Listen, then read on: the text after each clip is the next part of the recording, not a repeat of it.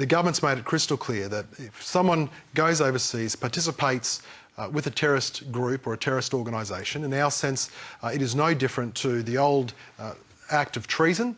Yes, it's not a nation-state army, but it is effectively an army that's willing to fight against the values that Australia cares about and wants to protect. So we've said in that case, if someone's a dual citizen, we don't want them back.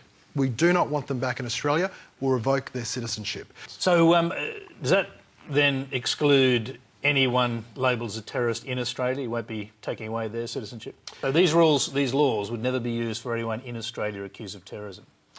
Well, this would is... strip them of their citizenship and banish them from the country? We don't have any difficulty with the idea that their citizenship be cut off and therefore denied the opportunity to re-enter Australia if that's the advice of the security agencies. Okay, we've got someone in the audience who actually has faced the security agencies and the courts on these issues, named Zaki Mala.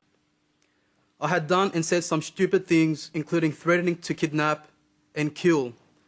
But in 2005, I was acquitted of those terrorism charges.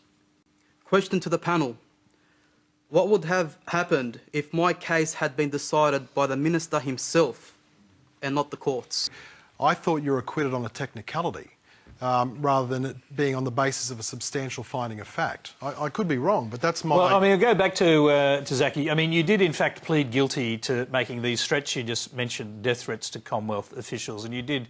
you were convicted of that, so you are admitting to that, but it's the other side of the coin. You were not convicted in the end on any terrorism charges. That's correct. I was charged with planning a terrorist attack in Sydney in 2003 and was acquitted by the Supreme Court jury in 2005 of those charges.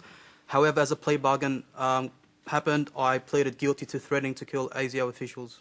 That I'd be pleased to be part of a government that would say that you're out of the country as far as I'm concerned. Rubbish. I'm telling you, I would sleep very soundly at night with that point of view. As an Australian, I would be happy to see you out of this country. Okay, the difference is I haven't threatened to kill anybody. I haven't threatened to kill people that put their lives on the line for the values that this country represents.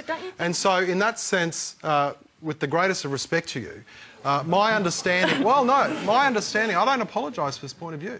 My understanding is that the reason you got off terrorist offences was because they weren't retrospective in application, and that's the only reason.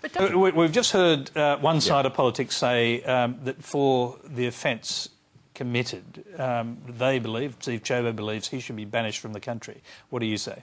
Me personally, if it means saving one life, I'm more open to pushing the envelope on civil liberties than many others in the room would be. You know, some of these people are going overseas to be trained to be killers. Some of them are shooting at our own soldiers. It's not all that long ago, if that happened, that would be called treason. They'd be shot. I want to say a comment before this little discussion ends, is that... If you're quick about it. Yeah, sure. The Liberals now have just justified to many Australian Muslims in the community tonight to leave and go to Syria and join ISIS because of ministers like him. Okay. I think that's a comment we're just going to rule totally out of order. I'm sorry about that. We're just about to end the show.